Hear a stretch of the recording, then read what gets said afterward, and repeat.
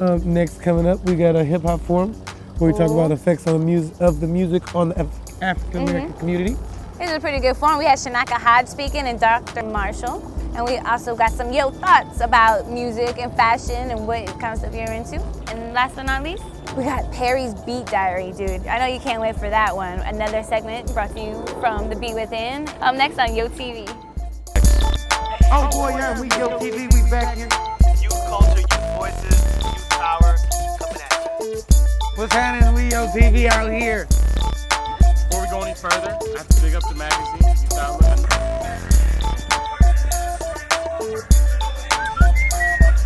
Oh boy, tell us if you smell. Youth Outlook, chronicle of young people's lives in the Bay Area. Known all over the Bay and beyond. We got a lot of good stuff for you this time. Yo, What's happening? Good morning. Crank nasty. Welcome to YoTV. We are back again. I'm Ann. I'm Paul. And here we are hanging out in downtown San Francisco by the Grace Cathedral right behind us. It's huge, it's big. You know how I feel. Maybe you saw it on Jack's Hack. They do some stunts over there. But anyways, we went out on the streets. We got Yo Thoughts. We wanted to see what you guys thought about when we asked you about what's in for fashion and what kind of music you guys are listening to. So up next for you on YoTV, check it out. My name is Rebecca Bergen. I'm 15 years old and I live around here. I live in South City, South San Francisco. Well, my name is George, and I'm 17. I'm from South San Francisco. I am Allison Butler. I am 20 years old, and I am from Mong, Guam. My name is Eric, and I'm from Austin, Texas. We want to know what kind of music you're listening to. What's hot right now? Well, I listen to punk, like the Ramones. It seems like it's a big trend now, but it's always been around. Kind of music I listen to is punk, metal, like, I don't know, experimental, instrumental, just like everything, I guess. I don't really listen to what's like hot. I like to just listen to the Beatles and a lot of Paul McCartney and all that kind of stuff. Any particular band? I like the Casualties, Android Lust, I Parasite. I'm gonna put my two favorite kind of groups are Devendra Banhart and the Decemberists. I'll sing you a little bit of one of the Decemberist songs, okay? My name is Leslie Ann Levine. My mother birthed me down a dry ravine. He does some really depressing stuff. Can you tell me about what fashion trends are in right now? Well, tight pants for sure. Tight pants, old vintage concert t-shirts and stuff. Trying to look kind of trashy, I guess. I like, I guess more into the punk, I guess, tight pants seems to be, what's in, and skinny and like black, I guess. And stripes. I've seen a lot of people, with stripes. I don't know really what's hot in fashion. Okay, well, I'm just wearing a half trench and a Old Navy scarf, some jeans, and some Lacoste shoes that I found on sale at a vintage store. What kind of stores do you shop at? I like to shop on Haight Street. They have a lot of good stuff there. And down in Santa Clara and Valley Fair, we have a lot of good stores there too. Also, Bush wanted to, he deployed more troops to Iraq. What do you think about the decision that he made? I think Bush is making a bad decision by continuing the war. He should totally just stop it. I mean, it was his fault for doing it. It wasn't the right choice to make. I think that, Bush should stop sending, more people because there's already been over 3,000 American troops that have already died, and, we don't want more. Yeah, I have heard about that. I'm not really for it. I think it's a bad idea. If that's not the solution, what do you think is the solution to Iraq? It's a good question. I don't know. The government should be smart enough to put some more ideas rather than send more troops to Iraq. I think there's other ways to solve it. I'm not in favor of it. I don't think it's a good thing to do, but we're in a tricky situation because, we've already put the troops in, so by taking them out, we gotta look at the situation I want to get the troops out of Iraq. I want the troops to come out of Iraq, but the tricky thing to figure out is how to take them out. You know, like if you just you can't just take them all out at once. I think that's going to be a bit too shocking, you know? But like slowly bring them back out instead of putting more in. So can you tell me why you're giving out free hugs today? Why not? There's actually a gentleman who I saw his video on YouTube. His name is One Man, and he was in Sydney, Australia, and he started giving out free hugs, and it inspired me, plus hundreds, thousands of other people across the world to give out free hugs. This is a very global thing. Give a free hug. What's up next, Ann? Up next for you, we have some websites for you to go check out. Check out sprawlmagazine.com, and don't forget we got Road Dogs up there too, and The Beat Within. We're all over the place. Yeah. All right, next for you, we got a story from our friend Perry over at The Beat Within. He does a beat diary for us and talks about what it is being in the CYA, the California Youth Authority, but they call it the juvenile justice system now. Anyways, he tells you what it is, kind of like there's like segregation going on. Black people hang out with black people only, white people white, and brown with brown. So we want to know why that happens. So go ahead and learn about it. Up next for you on YOTV. I was born and raised on Army Street, 26 in the Mission District. Looking out my window, man, I seen a lot of, people in my community, man, the older people, man, out there making their living. Whatever it was, working. You had people who was working. You had people who was selling drugs. You had people who was just out there on drugs. You had a different little aspect of just, people's little social life set up. And just by looking out my window, I was able to actually see the difference. For me, for that window right there, that was like my outlet, man, to just like what you would call into the matrix, man. I can actually look from that window right there and see a lot of the things and a lot of the problems that was going on in my community. At the time, I was young, so I didn't really understand it, and I was young, so I was very impressionable. So, I kind of drew to it. The friends who I was running with, who I consider brothers, is all, people who I was raised up with within my community, played basketball with, played football together with, moms, and probably didn't change my diapers, whatever. So it was like a brotherhood, and we was all going through the same thing. So we was real close, and I don't know if it formed into a gang, whatever, and people want to consider that, but it was just a close bond. The biggest fear is too, man, is peer pressure. Actually having like an older person really try to like manipulate me, man, and have me do some things that I didn't want to do. This right here, this whole area right now is remodeled, it's modernized compared to when I was, coming up over here. Army Street Projects, it was very, private, even just molded. So, it looked a little bit better, but for the most part, this is the same location where, my journey all started at. It started right here, I was raised here, played in the parks, did the same thing these kids doing, but fatally, I had a crime that took place. The day that it happened, which was January 26, 1996, and like I said, we was doing the typical things that we usually always do, man. Just kicking it out there, hanging out, listening to music, whatever. And 7 o'clock on the dot, my mama had paged me, and I was like, man, I should leave. Something in my head told me, like, man, you should leave, man, you should go.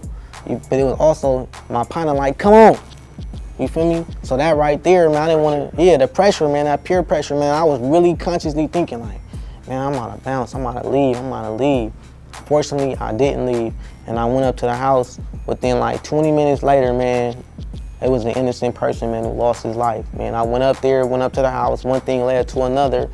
One of my friends was engaged into a fight with one of the persons who they was confronting about the money. This is my partner, and it was an older dude who was getting the best of him, so I got involved. One thing got out of hand, an innocent person in the process who didn't even have nothing to do with it, just was there visiting, trying to protect itself, ended up trying to hide, slept out of a window and fell 7 stories to his death.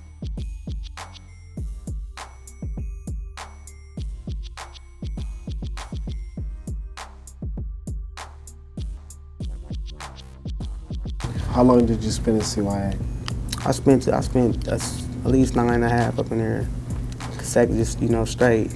Plus me going through my trial within juvenile court and everything like that, which was like 10 months. You got probably people within the community, taxpayers, advocates, whoever it may be, that may be thinking by sending their kids to CYA, in particular that they getting help and that their money is not happening. Whether it's education, whether it's medical, whether it's just some type of vocational training, it's not happening. When you in there, you got a lot of, you got less Caucasians for whatever reason from their counties. They don't want to send them. They send them to alternative placements. They get lessers, probably because they didn't have a public defender or public pretender like we had. When we go in there, on a unit, it's going to be at least half the unit black, brown. Probably have 2 white dudes, but they could probably be an outcast because he's a punk rocker. Probably because it's something what they call rebellious of the status quo was normal, so they put them with us. They got certain units on the main line, what they call mainline units, that they keep the problems or whatever, you feel me? But then they got other units that, which like I said, within YA, it makes it very clear of how segregated it is. I had a long time of observation to see it though, and then known it, and still got a lot of Asian partners who I still keep contact with, who I was close with in there. And they even sympathized with me like, man, it's messed up, the juvenile justice system. I mean, you got so many African Americans and Latin Americans who have less privileges. They ain't got no daycare, they ain't got no recreation centers out here, man. You can just, by working here alone, man, we got kids who come through here that's looking for something to do. And they ain't got no type of positive outlet. My mama didn't know that I was sitting in there not getting in school, not getting proper Medicare, knowing that, you feel me? My mom was thinking for the most part, you know, my baby, he gone, you know, but I think that, you feel me, they doing something, they helping him out. The whole time it wasn't like that, man. And I just thank God that it's a blessing, you know, that he's working with the youth now. And I just thank God that, you know, I'm trying to be a better mother. Right now I'm going to San Francisco State. I'm up there, I'm majoring in criminal justice. I want to be a counselor, man. I work in juvenile hall. You know, I got 2 writing classes now. A lot of the youth right now, they crying out. I think they need they need role models. They need, you know, a positive influence. So, I mean, just trying to stay content with just, you know, leading by that and just sharing my life experiences with the youth that I'm working with. That's my goal. I want to be a counselor and just be able to be, you know, some type of conscious representation for them. All right, if you want more footage and articles and good things like that, we got it for you at newamericamedia.org. You can go ahead and check out a new article brought to you by Nell Bernstein talking about the CYA system. So that's newamericamedia.org. Coming up next on Yo TV, went to a hip hop forum. You yada da dig 'em a smelly. And we was talking about the effects that hip hop is having on the African American community today, as well as the negative influences having on the children, young folk, turf hoppers. You know how we do it. But we're keeping up to date. Shanaka Hodge, I do believe, my folks from back in the day. She was up on the panel. Was there. You know, she's smart, so you get to listen to her, huh? Oh boy, chopping it up about, hip hop. The world loves hip hop, but does hip hop get a bad rap?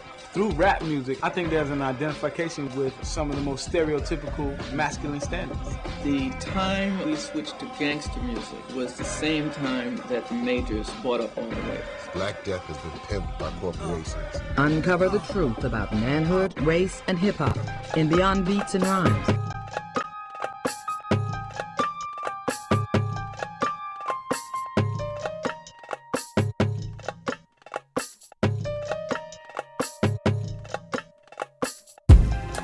The first thing I thought of when I saw the film was double consciousness, how the society that we live in as Americans, it forces us to do this American paradigm and at the same time carry our culture and try to represent both at once, and we get confused and conflicted. I think the film is a reflection of the reality that we face, how men are socialized, especially black men and men of color. It's more of a hip hop tool to me because I'm more in the younger generation, you know, of hip hop, and I surround myself by a lot of cats that are doing that type of music, you know. So what I do is I try to use it as a tool and also, you know, lighten up some, you know, some minds to the music that we put out as artists. It gives an opportunity for us to say, why is it this way? And what should we do about it? So it's saying, well, if you want to be honest and true, then be honest and true with a call to action as well. That's important. Actually, the first time I actually saw it was at Outfest, the Gay Lesbian Film Festival in Los Angeles this summer. I think what was really important about it, I mean, this is was that, especially what Byron did about not being anthropological about it and not attempting to disconnect himself from it as a man that is by default a misogynist who can only be anti-sexist and continue to examine his behavior in connection to the behavior of the men in the community. I think that my first initial reaction is kind of like lifting up the gauze off of a flesh wound. Like, we know that it's there, we know that we need to dress the room properly, and it's great that it opened up a spot to start having these conversations. I feel like the film was wonderful, but I would love to see more of women's responses. What did you focus in on? I mean, there's a number of themes in this film. It goes from manhood and gender identity. There's a piece on homophobia. There's some pieces on the way men see themselves. It left a question in my mind, and the question is, I mean, like, why don't we reflect on men as victims of sexism? Because sexism hurts men. I think that what it did, I definitely think there was one particular scene that did it, but I think there was just pieces of all the comments. What it did for me was really kind of congeal this idea and the notion of like global white supremacy, misogyny and sexism, capitalism, class warfare, all of those, the way that all of those kind of interlock and inform each other, and that in that space of hypermasculinity, especially in what you see in particular the way that black men are performing that. But it really boils down to us and what we choose to do ourselves. All of us want shortcuts. Nobody wants to wait 10 years to get rich. We want to wait 6 months to get rich. So what we're going to do, we're going to try to find a record deal. We're not going to start at 18 years old and try to start our own company from the ground up and maybe start rapping at 50. Because we want to be rich by the time we're 25. Cheryl Clark said in a book called This Bridge Called My Back, in the essay said once that the end of chattel slavery was the first time that black men were not in direct competition with white men for the colonization of black women's bodies. And I think that hip hop, or I should say mainstream hip hop in that particular, in the particular way that was presented in the film, is just evidence of that, in the sense that so much of this stemmed from the way that all of those systems interlock and the resistance of black male culture to have a conversation about that, you know, the solution. It brought to surface my own hypocrisy and the way that I enforce that hypocrisy on a daily basis. I listen to the radio, I love hip hop as well, and I felt so disheartened to see some of my favorite MCs shy away from the question of homophobia while calling to task their own sexism in the same way, just watching the record execs move away from having the realest conversations that need to be had. And I think that I'm afraid to confront those same things in myself, even being a child of the Bay and of nationalist parents. And you know, all the things I've been exposed to and all the beautiful experiences, I still buy into this hip hop in a really tangible way. I bought all those albums and I know all the words to all those songs, like most of y'all in the room. So I'm really interested in questioning it and kind of probing myself to move to the next step, because we know that the issues, but how do we start to address it even in ourselves? He was talking to some MCs, and so they spit their rhymes and they talk about all these lyrics that he's basically saying are negative in our community. But then he asked them questions, and then to their questions says, would you want your son to do this? Would you want your son to become this? And their answer is no. And then they have these really sophisticated answers about why it's not okay. And like I said, the double consciousness thing is a big issue for me. And what I've been learning as a young adult is that we don't listen. We hear a lot, but we don't really listen. Like, I've been learning I need to listen first. And so when they're speaking, I'm like, but did you listen to what you said just now, and then what you said after he asked you to critically think? So are we listening to the lyrics? Are we really taking the time to listen? Because if we are, then we should be offended. I've been listening to Street Soldiers for like a year and a half now, and I would get mad when I turn the radio on, like, dang, they talking this, but I'm like, no, listen. You know what I'm saying? Do we want to listen? And for me, I was in a double consciousness state still, and I'm trying to figure out myself. But I feel that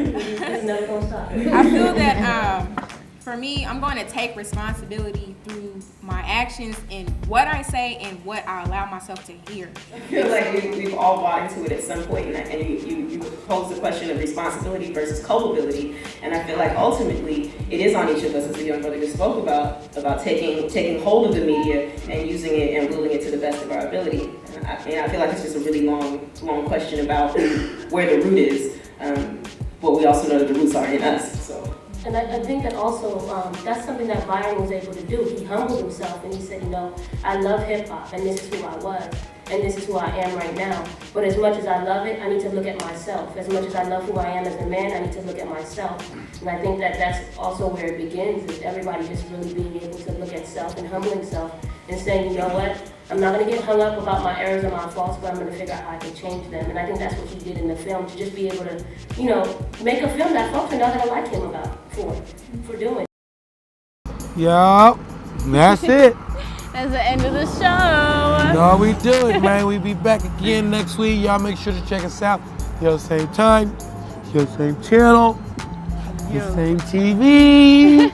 Don't forget to check us out on the web too. We got youthoutlook.org, and you get to check out New American Media too. They're pretty cool. And add us as a friend on MySpace, because we need some of you guys up there, you know, leaving comments and all that good stuff. So yeah, we'll see you next time. Oh boy. Yada, we back. My voice is hoarse and I need a haircut, but we yotv back again. Hi, I'm Ann. Hi. All right, so if you want to check out commercial break. have the bloopers. It was when Paul was reading the cue card.